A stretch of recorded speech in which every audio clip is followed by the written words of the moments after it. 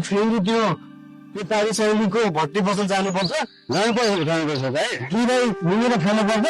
र घर जे पनि किचकिच गर्छ के गरेर जाने हो तपाईँले बाहिर लगेर बढ्ने दुःख नदिए घर गएको थोर हुँदैन दाइ तपाईँ पनि घर गयो भाडा नगर्नु होला यहाँ पनि घर खाएँ धर पर्ने हो कि नपनि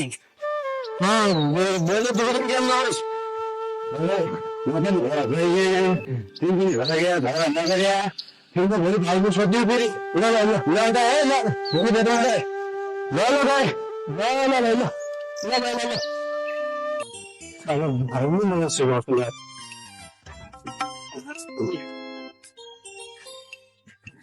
भाइले मलाई सिकाउँछु बड्डीले आज खानासँग पकाइदिएछ होइन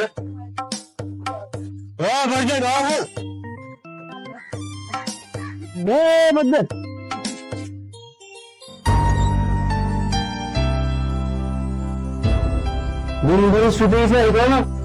घरमा नखालिँदैछ भतारिँदैछ कामसाम गर्नु छैन बिहान भएको नाटक गर्ने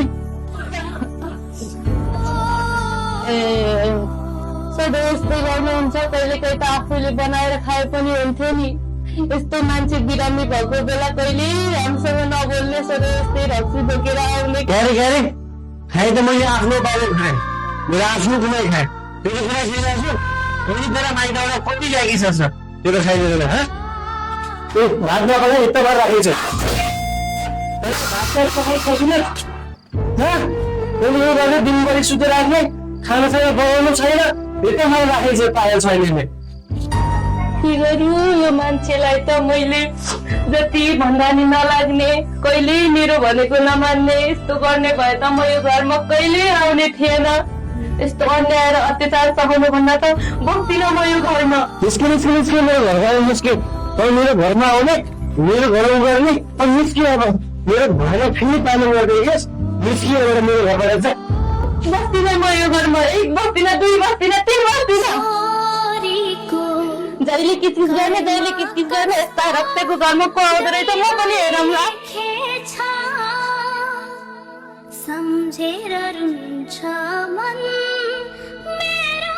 सुन्तली दिदी बिरामी पुरै त्यसमा जान पाए पनि थियो